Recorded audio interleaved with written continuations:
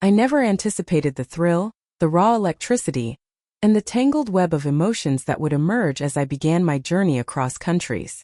I was a wanderer at heart, always seeking the unfamiliar roads, the faces of strangers, the secrets hidden in narrow alleyways and bustling markets. My life had become a series of transient affairs, a momentary whisper of love and a parting promise, a kiss sealed with the promise of forever, or at least until the next destination. I wanted so badly to believe it each time, and in a way I convinced myself it was real every single moment. Every country gave me a new lover, someone with their own charm, their own intensity, and the promise of something more. In Paris there was Adrien, a wiry artist with quick hands and a quick laugh, who made every stroke of paint feel like an act of worship. I told him that night, in the flickering light of his studio, that I'd be his forever muse, a constant beacon of inspiration. And he believed it, or at least he chose to. I melted into him that night as if his paintbrush and his hands were intertwined, capturing every shade of desire between us. In Rome there was Marco, a passionate historian with dark curls and a dimpled grin, who taught me that Rome wasn't just an ancient city but a living, breathing testament to eternal love. He showed me corners of the city even the locals had forgotten, whispering secrets that crumbled with age, like the ruins themselves. I held his face in my hands and looked into his eyes with such intensity that, for a moment, I was convinced that I was the one ancient treasure he had uncovered, destined to stay in his life forever. The heat between us matched the sun's warmth over the cobblestone paths, and our goodbyes were tinged with promises that hung in the air, heavy and unspoken. There was Victor in Moscow, a stoic businessman who had made his way from a small town to the dizzying heights of Russian high society.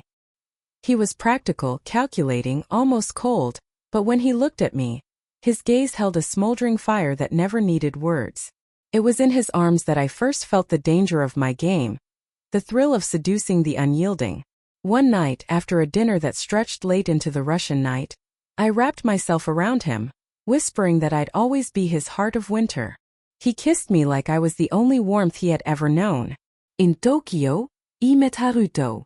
Soft-spoken, gentle and precise in everything he did, Haruto was a violinist who played like his soul depended on it.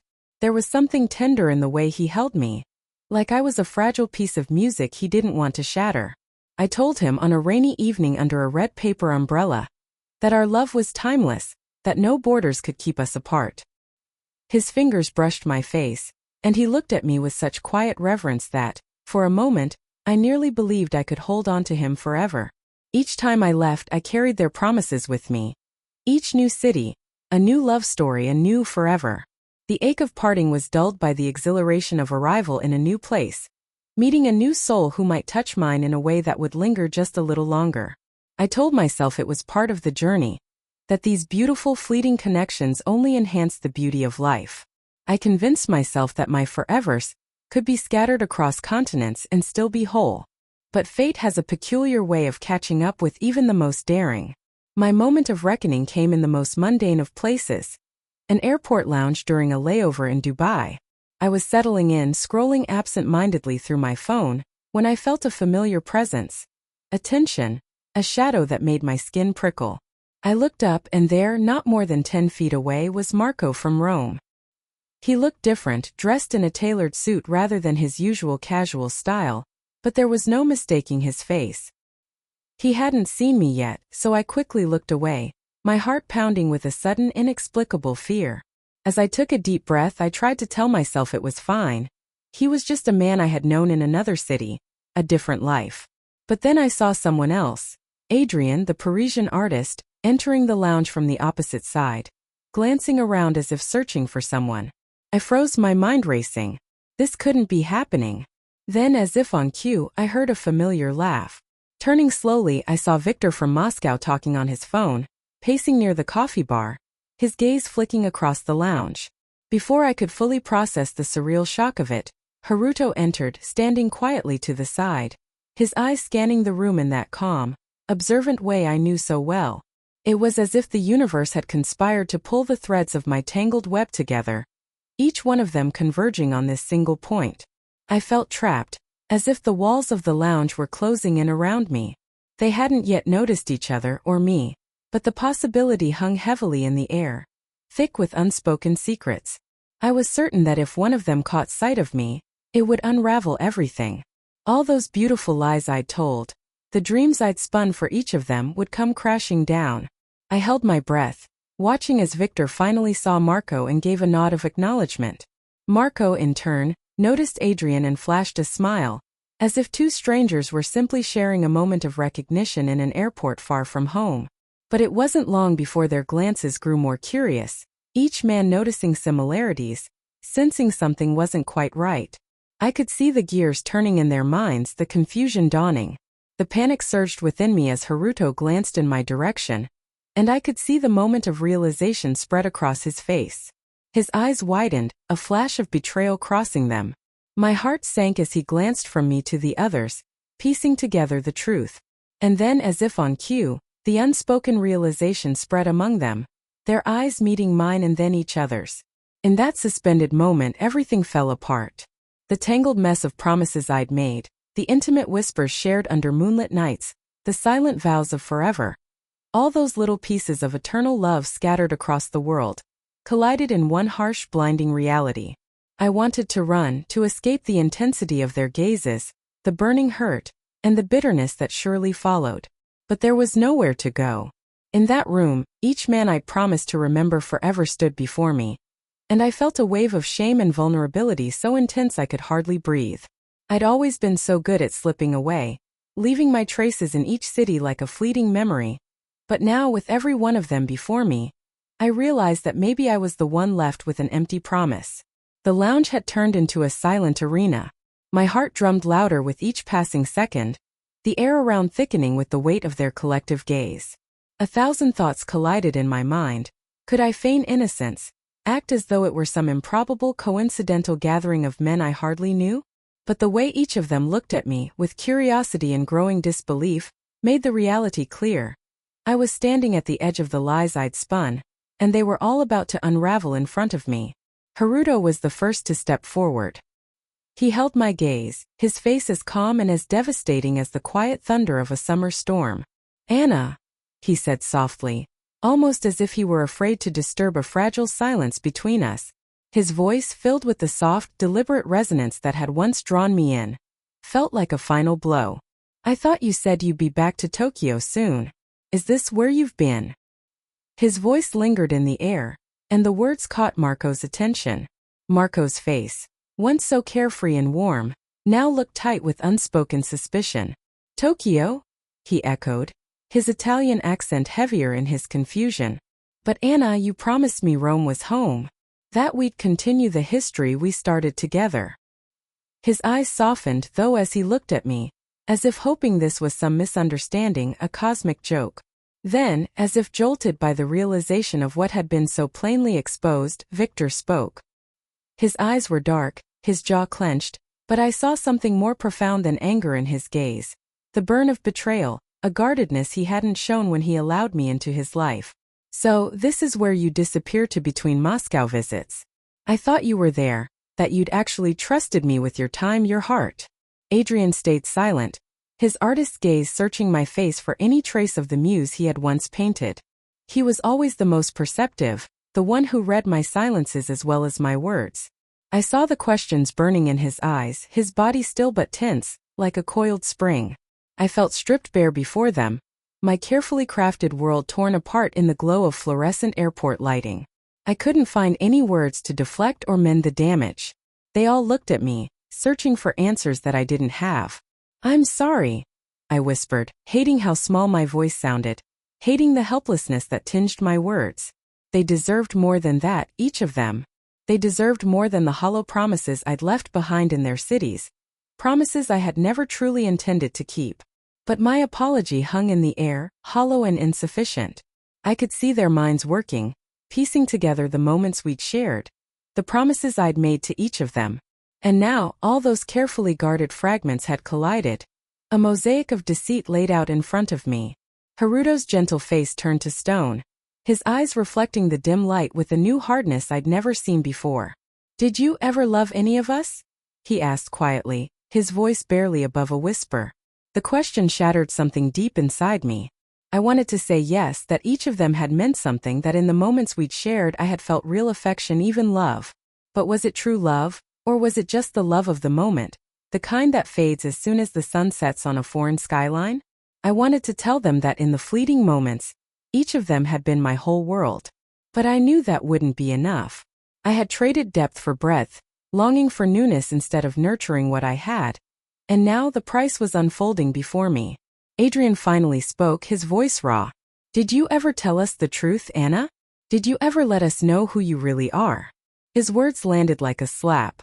I could feel my face burning as I remembered each sweetly spun lie, each playful promise that I'd shared over coffee in Paris, over pasta in Rome, over late nights in Moscow and quiet gardens in Tokyo. In each of their lives I had become someone different, adjusting myself to fit their world, to fulfill their fantasies while taking a piece of them for myself. But I hadn't truly shared myself with them. Not the real me, the me standing here in the airport, feeling as fragile and exposed as a leaf caught in a storm. My silence was answer enough, and I watched as Adrian's face crumbled, his usual spark of playfulness vanishing.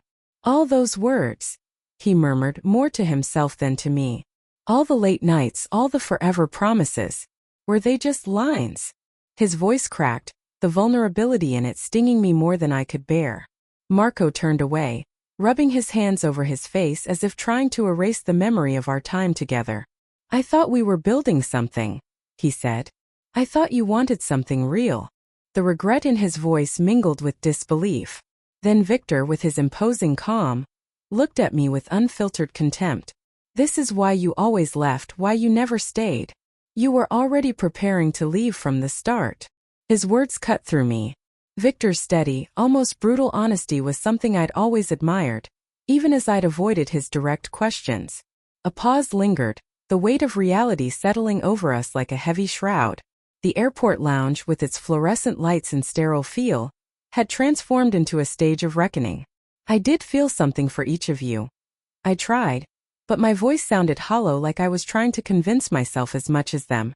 Every time it was real." In that moment Haruto interrupted me with a bitter smile. "Real? Real enough to leave? To say goodbye at the airport each time with promises you had no intention of keeping?"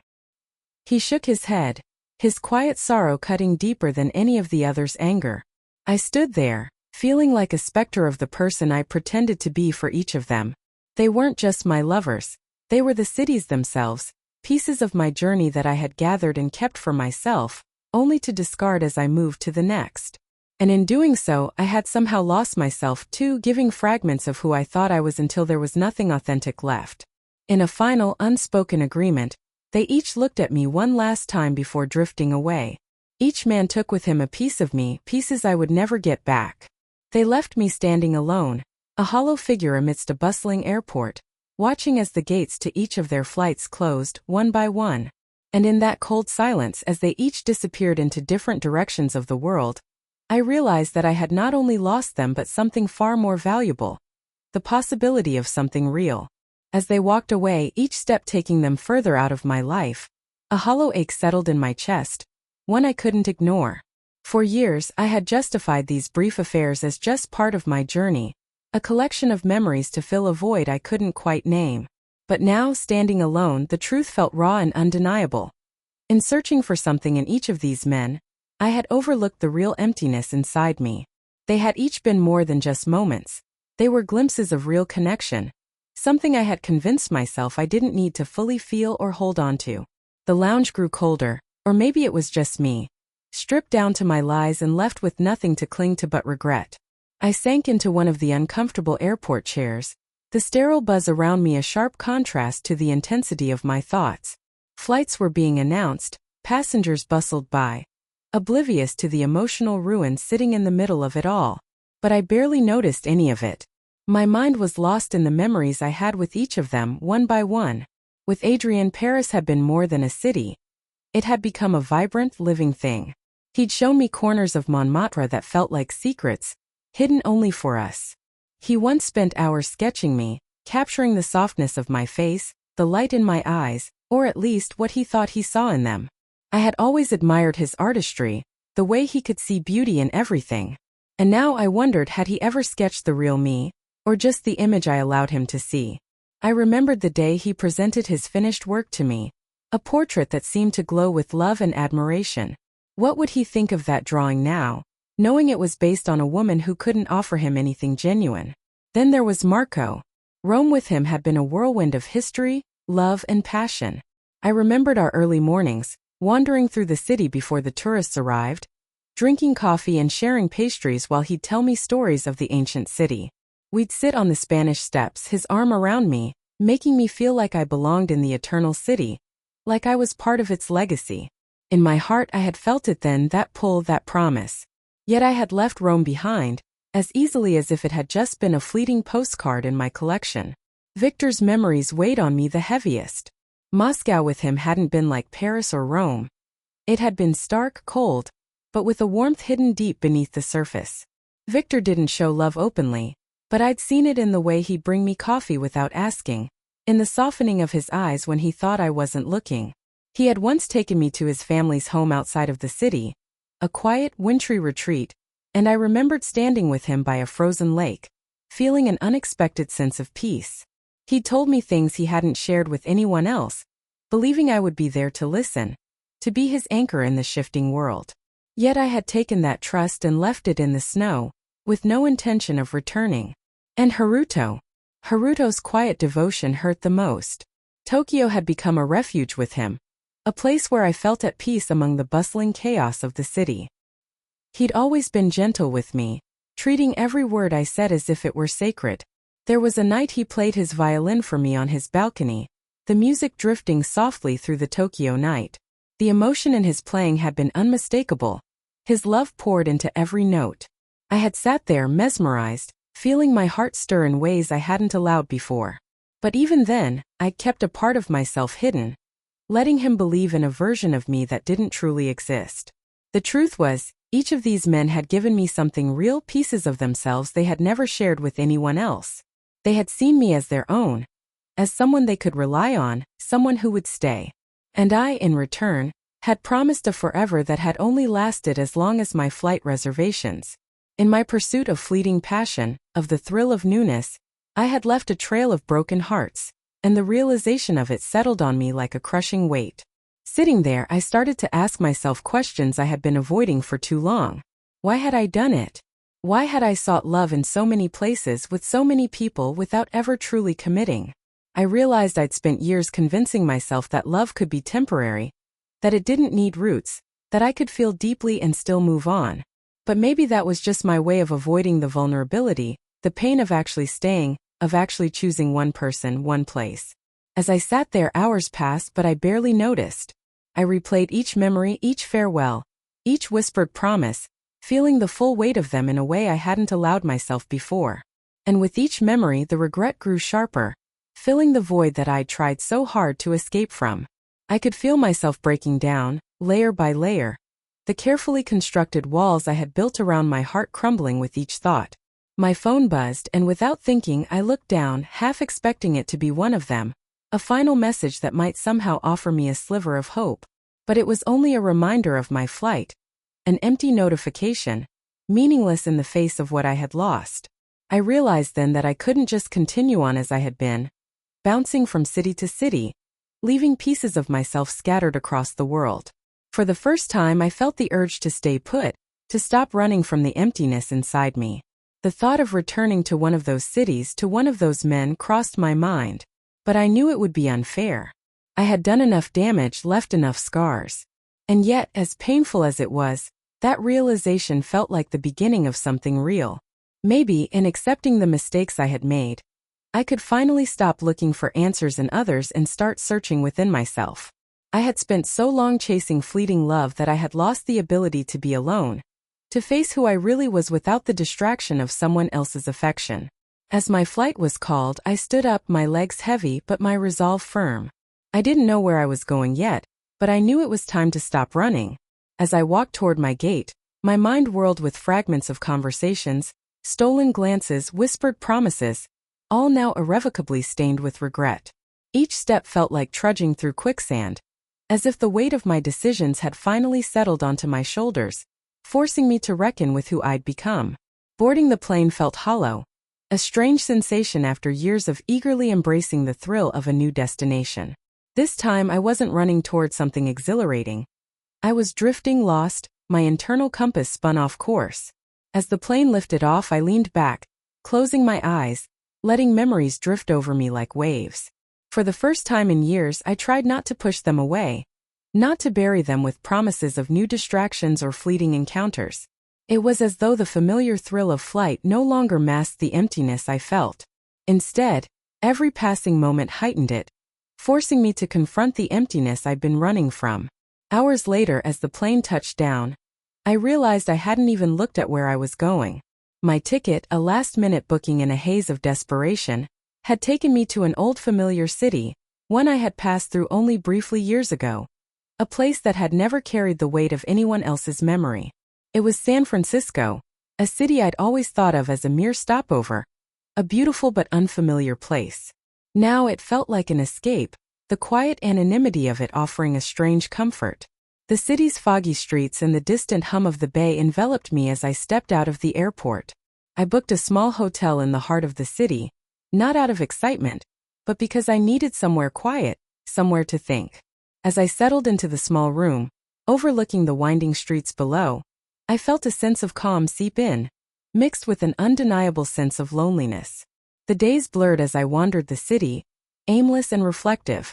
Without the distraction of a lover or the allure of romance, each corner of the city became a mirror, reflecting back the life I'd chosen, the path I'd carved out. I began to wonder who I was without someone to charm or impress, without the roles I'd taken on in Paris, Rome, Moscow, Tokyo, places where I'd crafted versions of myself to fit someone else's dreams. For the first time I was just me, and I barely recognized the woman staring back at me. The fog that rolled in from the bay each morning mirrored my own mind, hazy and full of unanswered questions. I had always been quick to reinvent myself, to play the part of the perfect lover, the adventurous soul, the passionate, unattainable muse. But here in the quiet solitude, there was no one to charm. No one to admire me for my clever words or mysterious allure. I was left with nothing but my thoughts, forced to see myself with an unfiltered gaze. One morning I found myself walking toward the Golden Gate Bridge, shrouded in mist, its iconic red towers barely visible. The air was cool and sharp, a contrast to the warmth of the memories I clung to yet desperately wanted to release. I leaned on the railing, looking out at the vast expanse of water stretching before me. I couldn't shake the image of each man's face, their expressions frozen in my mind from that moment in the airport lounge. Their eyes, the pain and anger, the realization that I had built my life on a foundation of half-truths and empty promises. An older woman came to stand beside me, offering a small smile as she adjusted her scarf against the wind. She looked as though she had known a life full of love and heartbreak, the kind of resilience and depth that only comes from living honestly, from embracing all the imperfections and struggles life brings. We struck up a conversation, something about the view, the beauty of the bridge against the gray sky. She had an openness about her, a sincerity I found both comforting and unsettling. At one point, she looked at me with eyes that seemed to see right through the carefully constructed facade I'd worn for years. "Sometimes," she said softly, her voice carried by the wind, "we think we're chasing love, but really we're just running from ourselves." Her words hung between us, sinking into my mind, seeping into the cracks that had formed in my heart. I didn't respond immediately.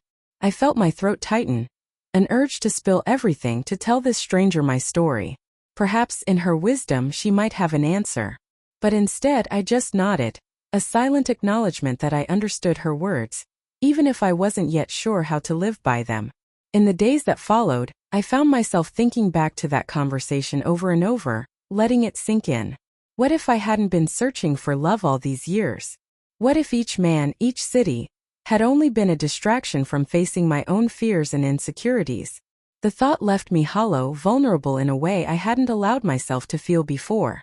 I took out my journal one night, an old notebook I'd carried through every city, its pages filled with sketches, ticket stubs, half-written promises, and words that once felt profound but now seemed empty. Flipping through it, I found an entry from my time with Haruto, a short note he'd written for me in careful, elegant Japanese. Though my knowledge of the language was limited, I had always kept that note close, its words a reminder of the tenderness he'd shown me. As I read it now, I felt the weight of my choices more than ever. Haruto had seen me as something fragile and precious, and I had used that perception to hide from my own fear of vulnerability. I had let myself believe I was someone worthy of love without ever truly opening up to him, without showing him the parts of me that were messy, uncertain, and flawed. I began to write, my words spilling out with a newfound honesty I hadn't allowed myself before. I wrote about each of them, about the way I'd felt in their presence, about the joy and the heartbreak I'd carried with me through each farewell. I admitted, at least to myself, that I had been a coward, afraid of truly loving and being loved in return. I acknowledged the pain I'd caused, the dreams I'd shattered without realizing their depth. The next morning I walked to a nearby post office, carrying a small bundle of letters, one for each of them. They were letters of apology, yes, but also of gratitude. I told them the truth, finally admitting my flaws, my weaknesses, and the ways I had hurt them, whether intentionally or not. I didn't expect forgiveness, and I knew these letters might not reach them, or even if they did, they might not want to read them. But for the first time it felt like I was facing myself, facing the choices I'd made, and trying in my own small way to make amends. As I dropped the letters into the mailbox, I felt a strange lightness, as if I'd finally let go of the parts of myself that had been weighing me down. It wasn't closure, I knew that much. But it was a beginning. A small step toward becoming someone who could face herself without the need for constant reinvention or distraction. In the weeks that followed, I stayed in San Francisco, no longer rushing toward a new destination or trying to escape my own thoughts. I began to explore the city in a new way, without the urgency of romance or the allure of the next adventure. I found myself sitting in cafes for hours, observing people, writing in my journal, letting myself feel the loneliness that had always been there, but was now accompanied by a glimmer of self-acceptance. I wasn't healed, not entirely. There were still nights when I thought of each of them, moments when I wondered what might have been if I had allowed myself to truly stay. But those memories no longer haunted me.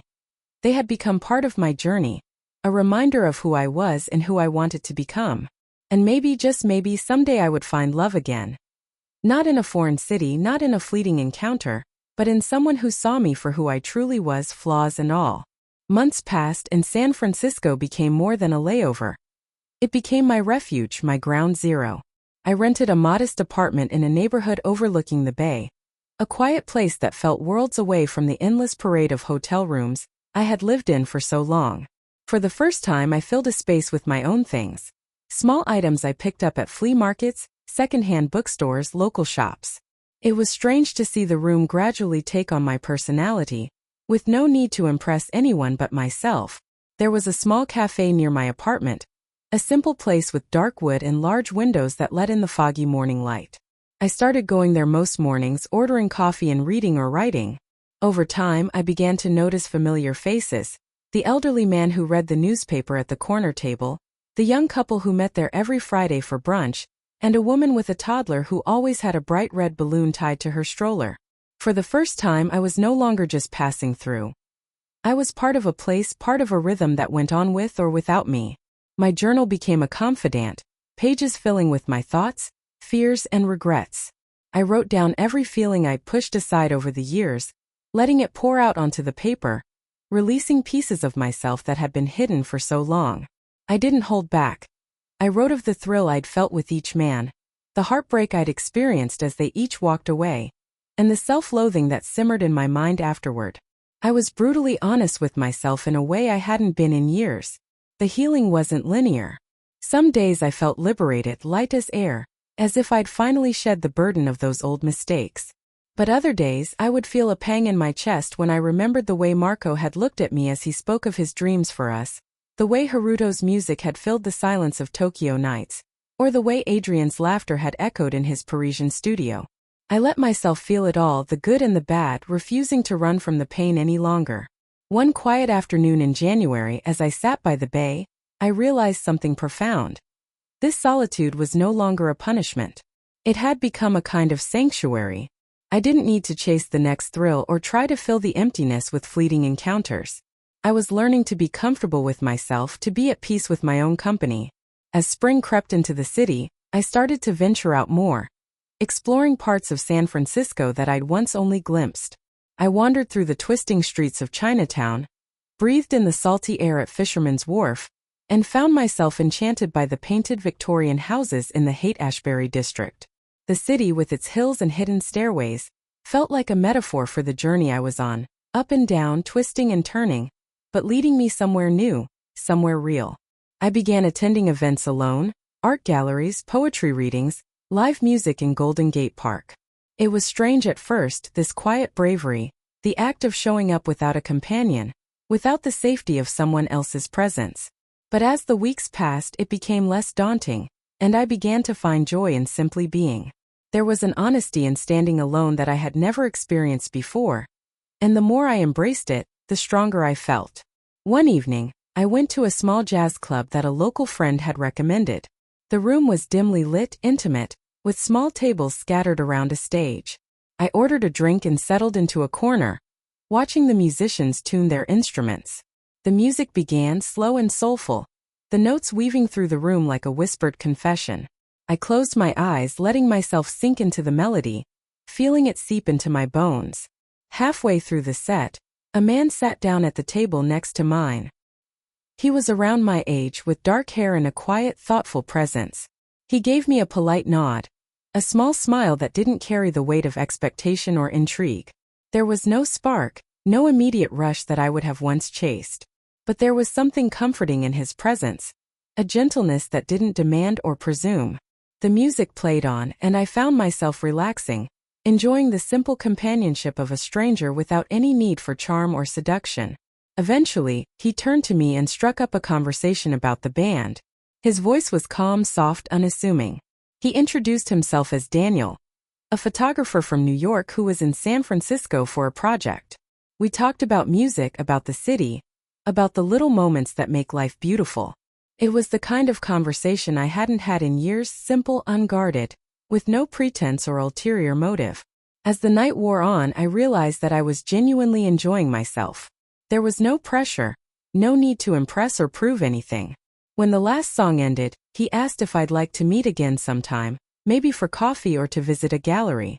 I felt a flicker of warmth at his invitation, but it was a different feeling than the restless excitement I'd once craved. It was calm, a sense of possibility that didn't hinge on grand promises or passion. Over the next few weeks, Daniel and I met occasionally, sometimes for coffee, sometimes to wander around the city with his camera. He had a way of seeing the world that fascinated me, capturing beauty in the small, overlooked corners of life. There was no rush, no pressure. He respected my space, my need for solitude, and I found myself opening up to him gradually, not with the intensity I'd once wielded, but with quiet sincerity. One afternoon, as we sat on a bench overlooking the Golden Gate Bridge, Daniel turned to me, his eyes thoughtful. "You know," he said softly, "there's something about you that feels, in transition, like you're shedding an old skin." His words struck a chord, and I felt my heart tighten with a mixture of relief and sadness. "I suppose I am," I admitted, my voice barely a whisper. For the first time, I shared a part of my story with him. Not the whole truth, but enough for him to understand the journey I was on, the mistakes I was working to leave behind. He listened without judgment, without trying to fix anything. And in his quiet acceptance, I felt a freedom I hadn't experienced before. There was no need to perform, no need to embellish or impress. I could just be. As spring deepened, our friendship blossomed, and in that gentle, unhurried way, I found myself healing. I realized that love didn't have to be a whirlwind, a grand passion that swept me off my feet. Sometimes it was just two people sitting quietly, sharing a moment, letting the past fade like the receding tide. One evening, as we walked along the bay, he took my hand, his fingers intertwining with mine in a way that felt both new and achingly familiar. I looked at him, feeling a warmth that spread through me, steady and strong. For the first time, I didn't need the thrill of the chase, the rush of promises whispered under moonlight. I felt content to stand still, to let love find its way naturally, without forcing it into a grand narrative. And in that moment, I understood what I had been running from all those years. Myself, the quiet, imperfect truth of who I was. I had spent so long searching for love in others, trying to fill an emptiness that could only be filled by accepting myself. The weight of my past still lingered. The memories of Paris, Rome, Moscow, and Tokyo etched into my heart like faint scars. But they no longer held me captive. They were part of my story, yes, but they didn't define me. I was more than my mistakes, more than the promises I had broken. Standing there with Daniel, the city lights flickering around us, I felt a quiet joy settle in my heart. It wasn't the fevered passion I'd once chased, but something deeper, something real. And for the first time, I felt at peace with the journey that had brought me here, grateful for the lessons and the heartache, and ready, finally, to embrace a future built on honesty and self-acceptance. The woman I'd once been, restless, reckless, always searching, had faded like a distant memory, leaving behind someone new. Someone who understood that love wasn't about collecting hearts in far-off cities, but about finding a home within herself. And as I held Daniel's hand, I knew that whatever came next, I was ready. As the weeks turned into months, Daniel and I settled into an easy rhythm. Our relationship blossomed gradually, like a slow-growing vine winding around my heart, steady and grounding. Unlike the fevered romances of my past, which had been marked by intense highs and lows, this was different, something that, for the first time, felt sustainable. With him, I found myself living in a way I hadn't in years. I no longer craved the thrill of fleeting connections or the intoxication of new love. Instead, I yearned for depth, for the simple joy of truly getting to know someone and letting them know me in return. San Francisco became our playground, a city we explored hand in hand, rediscovering it through each other's eyes. We'd spend lazy Saturdays wandering through bookstores, where he'd pull old novels off the shelves and read passages to me with exaggerated flair, making me laugh so hard that other patrons would turn and shush us. Sundays often found us at art galleries, a habit we had begun after he introduced me to his favorite small gallery tucked away in the Mission District. He would study each piece with a quiet intensity, analyzing the brushstrokes, the colors, the story behind each painting. For someone who once had a habit of crafting stories about herself, of inventing identities, it was strange to find so much beauty in simply observing, in being with someone who wanted nothing more from me than my authentic self.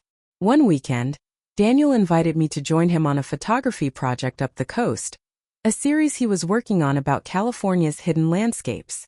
We drove north along the winding Pacific Coast Highway, the jagged cliffs and turquoise waves stretching endlessly beside us. The trip was a revelation. Seeing him in his element, watching as he framed each shot with precision and care, brought a new layer to our relationship.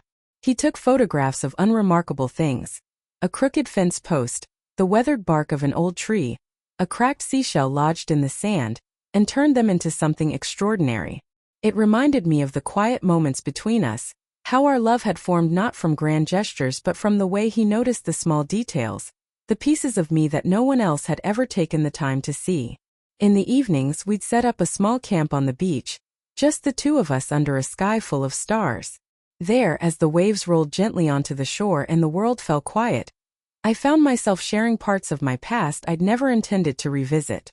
I told him about my restless years, about Paris, Rome, Moscow, and Tokyo, and the tangled mess of promises I'd left behind. I told him about each man and the ways I'd both loved them and failed them. It wasn't easy. The shame I felt was raw, a burning ember I hadn't yet put to rest. But Daniel listened, his hand a steady presence in mine, his gaze open and unjudging. When I finished, he was silent for a moment, his eyes tracing the horizon. Then he turned to me, his expression soft and thoughtful. "You know," he said, "sometimes the hardest thing to do is forgive ourselves. Maybe those experiences were just steps you had to take to get here." He squeezed my hand, his thumb brushing over my knuckles in a gesture so gentle that it felt like a balm to my scarred heart. The words lingered with me, like a truth I hadn't been ready to accept until now. I had spent so long punishing myself for my mistakes, haunted by the faces of those I'd left behind, by the idea that I was unworthy of real, lasting love. But here, in the quiet of the California coast, under a sky painted with stars, I felt something begin to shift inside me. Maybe Daniel was right. Maybe my past didn't have to be a cage, holding me back from the possibility of becoming someone new, someone worthy of this kind of love. In the following months, I felt myself truly beginning to heal. My journal, once a place for confessions and regrets, now became a sanctuary of new dreams, of moments I wanted to remember. I found myself filling its pages with small observations, with reflections on my life with Daniel, on the peace I'd found in simply being present, in savoring each day as it came. I began to write about myself, not as a fractured soul desperately searching for completion, but as someone whole, someone learning to love herself as she was. Daniel's photography project became a regular part of our weekends, and I accompanied him on trips to places that felt both familiar and beautifully unfamiliar. Together we visited rugged forests, quiet mountain towns, and hidden coves along the coast. One weekend we ventured into wine country, staying in a small bed and breakfast surrounded by sprawling vineyards and golden hills. As we wandered through the rows of vines, the setting sun casting a warm glow over everything, I realized that I felt at home in a way I never had before. Not just with Daniel but within myself. There was a vineyard owner, an elderly woman named Maria, who invited us into her winery for a private tasting. As we sipped the rich, earthy wines, Maria shared stories of her family, of the love and heartbreak woven into the vines that had been passed down through generations. At one point, she looked at us with a knowing smile and said, "Love isn't about finding the perfect person. It's about finding the person who makes you want to be your best self." Her words struck something deep within me, resonating with the journey I had been on, the transformation I'd begun since meeting Daniel. That night, as we walked back to the bed and breakfast, tipsy on wine and laughter, Daniel took my hand and pulled me into his arms. He looked at me, his eyes warm and tender, and for the first time I didn't feel the urge to look away or hide. Instead, I met his gaze, unguarded and vulnerable. I didn't need to be anyone else. I didn't need to pretend. And as we stood there, wrapped in each other's embrace, I knew I was finally ready to let go of the past and embrace whatever future we could build together. As the months turned into a year, our lives continued to intertwine in quiet, meaningful ways. Daniel introduced me to his family, and I brought him to meet a few close friends who had known me through the years, who understood the significance of this new chapter in my life. With each step, I felt myself growing stronger, more certain of the woman I was becoming. I no longer felt haunted by the shadows of my past. Instead, they felt like distant memories, lessons I had learned and left behind. One late summer evening, as we watched the sunset over the Golden Gate Bridge, Daniel took my hand and looked at me with a smile that held both certainty and tenderness. "You know," he said, his voice soft but steady, "I think we're building something really beautiful together." His words echoed in my heart, and for the first time, I allowed myself to believe in the possibility of a future built on trust, on honesty, on love that didn't demand grand gestures or fevered promises, but that grew naturally, steadily, like the city that had become our home. We began to talk about the future, not in vague, dreamy terms, but with the kind of grounded realism that comes from true partnership. We discussed our dreams, our fears, our hopes for a life that was built not on fleeting moments, but on lasting foundations. I realized that, for the first time, I wasn't afraid of staying, of planting roots and letting them grow deep. In the quiet moments that followed, I felt a peace settle over me, a contentment that was far richer and more enduring than anything I had ever known. I had once thought that love was about passion, about the intensity of fleeting connections. But now, standing here with Daniel, I understood that love was about choosing someone every day, about building a life together piece by piece with patience and care. As we walked back to our apartment, the city lights twinkling in the distance, I felt an overwhelming sense of gratitude. Gratitude for the journey that had led me here, for the mistakes and lessons that had shaped me, for the man by my side who had shown me the beauty of quiet, enduring love. And as we unlocked the door to our home, I knew that I was no longer the woman who had chased love across continents, leaving broken promises and fractured hearts behind. I was someone new, someone whole. And for the first time, I was ready to stay. The decision to stay, to truly stay, settled over me like a final page turning, a chapter completed. For years, I had chased something intangible, running from place to place, crafting identities and promises in cities that blurred into one another. I had let the thrill of each new romance become a substitute for the stability and authenticity I was too afraid to pursue. But with Daniel, here in San Francisco, that longing had finally quieted, replaced by the solid, quiet certainty of being in the right place with the right person. Days turned into weeks, and I found myself weaving into the fabric of a life that felt genuine, a life I had, for so long, convinced myself I didn't deserve. We began building routines, rituals that bound us closer. A Sunday morning coffee run, late-night walks by the bay, impromptu dinners that turned into hours of laughter and talking. The city, once just a backdrop to my journey, now felt like a home that reflected who I had become.